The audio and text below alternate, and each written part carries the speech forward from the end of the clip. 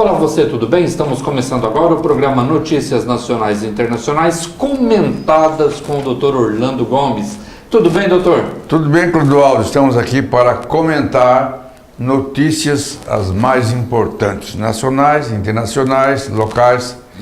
E vamos começar falando hoje sobre este crime que abalou praticamente o mundo todo, né? É o caso da Elisa e do Marcos, né? Esse crime chamou a atenção de muitos comentaristas. Pela forma que foi... Pela forma como foi perpetrado o crime, né?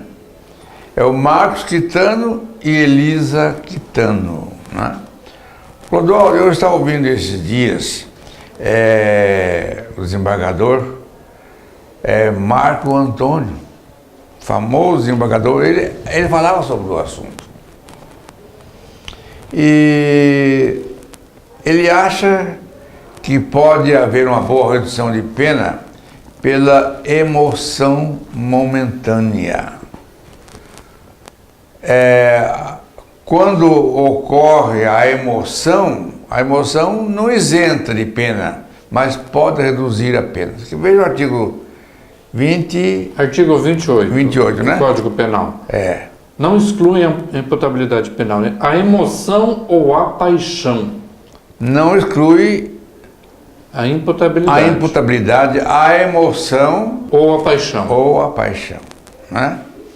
Mas acontece o seguinte, que a violenta emoção, segundo ele aqui, a violenta emoção, a injusta provocação da vítima e a violenta emoção pode causar a redução da pena, né?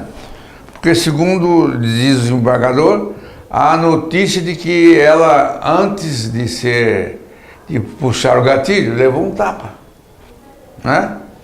Levou um tapa. Devido a uma discussão. E a discussão já foi ocasionada por crises de ciúmes. Né? Parece que ela tinha contratado, segundo as notícias, aí tinha contratado um detetive e entra uma terceira pessoa na história, onde ela viu, inclusive, as imagens deste executivo, né, do esposo com essa garota de programa. Então aí gerou um problema sério, um momento de emoção, no momento em que ela puxou o gatilho. Me parece que naquele momento também ele mesmo desafiou ela, dizendo que ela não tinha coragem de puxar o gatilho. Né?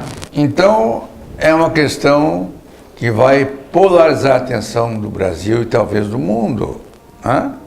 Há questões aí em que a vítima teria dado um automóvel, né, para a amante, né? Oferecido 27 mil por mês para deixar a vida de prostituta e essas outras coisas mais, né? Isso é o que dizem os jornais. Agora, você sabe por quê que é uma grande interrogação esse julgamento, telespectador e Clodoaldo? Porque esse julgamento é da competência do Tribunal do Júri.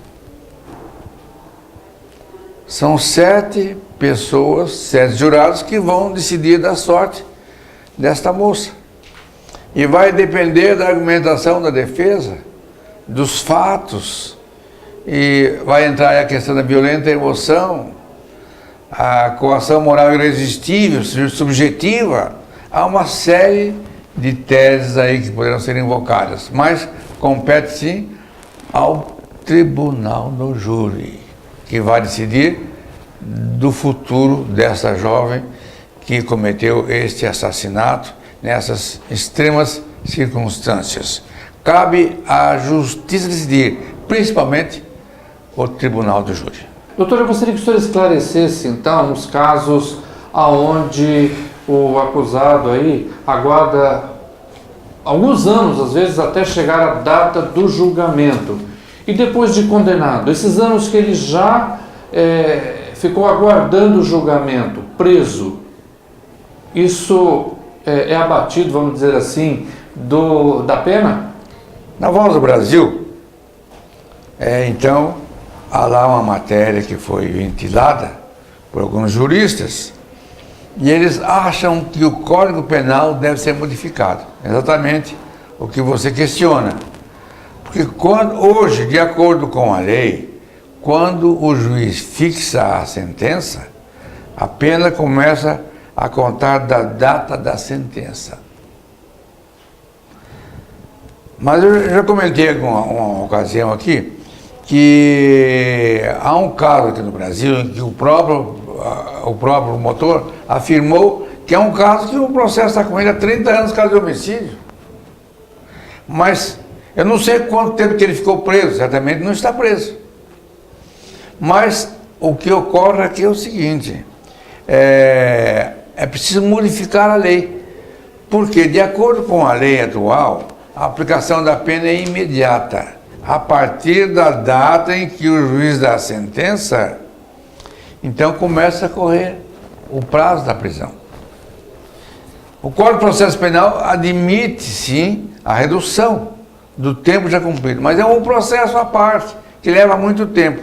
O que está se cogitando agora é a alteração do artigo 59 do Código Penal, o 33, o terceiro Código de Processo Penal, em que o juiz, ao fixar a pena, poderá já reduzir o valor da pena já cumprida. Por exemplo, se já cumpriu uma pena longa, ele pode ser colocado em liberdade na ocasião da sentença. Foi um comentário que eu ouvi na Voz do Brasil sobre essa modificação que certamente haverá no Código Penal. Doutor Orlando, hoje tornou-se até uma prática comum aí a solicitação de exame de paternidade, exame de DNA. Eu gostaria que o senhor comentasse no meio jurídico aí, entre os juristas, quais os comentários que eles fazem e se há um período máximo aí para se requerer o exame de paternidade. Inclusive, a imprensa está anunciando aí, de forma indireta, que haverá uma ação de investigação de paternidade que vai mexer com muita gente. Pessoa muito influente na sociedade. Mas acontece que a morte do pai já ocorreu há mais de 20 anos. Há mais de 20 anos. Se eu não me engano, quase 30 anos que ocorreu a morte do pai.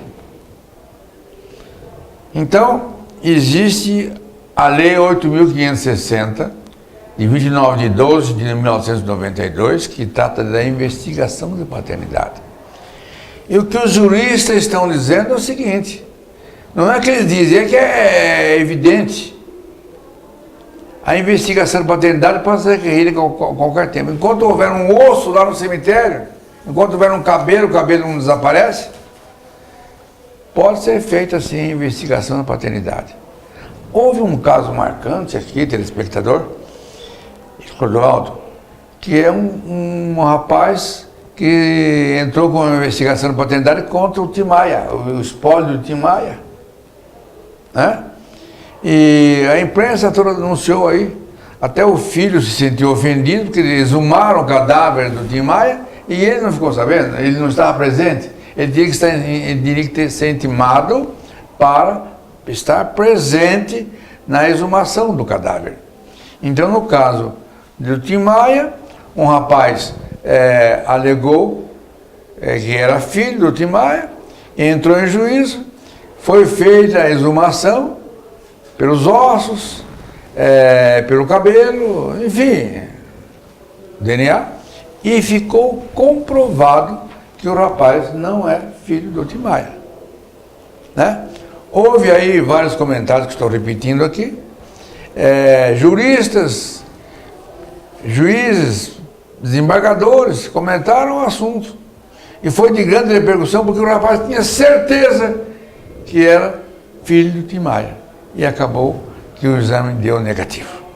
Interessante esse assunto, doutor. E agora, qual que é o próximo assunto aí que o senhor vai comentar?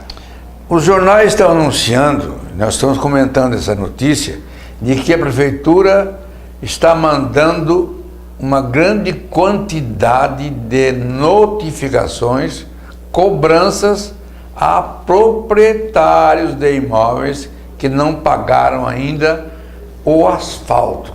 O asfalto que é passado de frente à sua residência, de frente à sua data. O município de Londrina mandou milhares de notificações cobrando, ameaçando de penhora, execuções e outras medidas mais sérias, inclusive penhora online, isto é, o dinheiro está no banco, a prefeitura vai lá e penhora o dinheiro sem que o proprietário fique sabendo. Ô, doutor, esse assunto é polêmico e não é só o município de Londrina não, né? Isso é comum em todas as prefeituras ali. A prefeitura, você paga o seu imposto, você paga o IPTU, né? Você paga todas as suas contribuições, aí a prefeitura lá no teu bairro resolve, vai lá, claro, melhoria, passa o asfalto, né? Faz a pavimentação. E aí eles mandam a cobrança para o dono proprietário do imóvel. Isso é prática em todas as prefeituras. Onde há contribuição de melhoria, há esse questionamento. Porque é o seguinte, aqui é o terreno, né?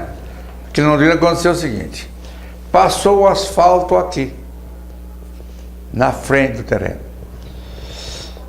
O município está cobrando pelo asfalto aqui, mas a lei de contribuição de melhoria não diz isso.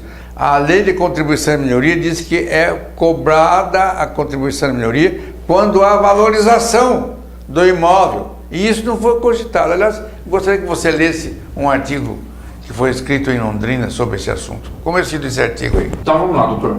Assim decidiu o juiz londrinense Mauro Henrique Veltrini Ticianelli, julgando demanda proposta contra o município de Londrina.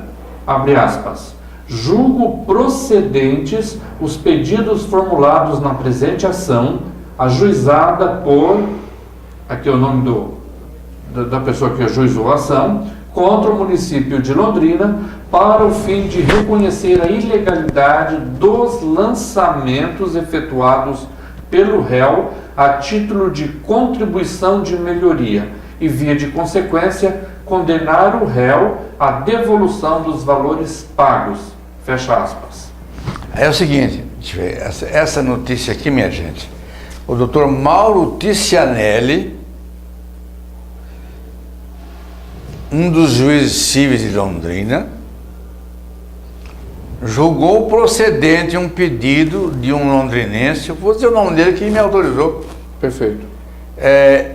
Helmut Adolf Schmidt, ele moveu ação contra o município. O Dr. Mauro Ticianelli entendeu que a cobrança do asfalto é ilegal. Anulou o lançamento e diz, olha, e via de consequência condenar o réu à devolução dos valores pagos. Dr. Mauro Ticianelli anulou os lançamentos em que a prefeitura cobrava a contribuição de melhoria, cobrava o asfalto e determinou que fosse devolvido o dinheiro que ele pagou. E ele já recebeu o dinheiro. Doutor Orlando, estamos chegando no final de mais uma edição do programa Notícias Nacionais e Internacionais Comentadas e voltaremos amanhã com novas notícias. Meus amigos, o nosso programa aqui é um programa de apenas comentário às notícias. Nós comentamos aquilo que o povo fala, que os juristas falam, que os jornalistas falam. Graças, meus amigos, voltaremos amanhã nesse mesmo horário. Até lá. Um forte abraço a todos e até amanhã. Até amanhã.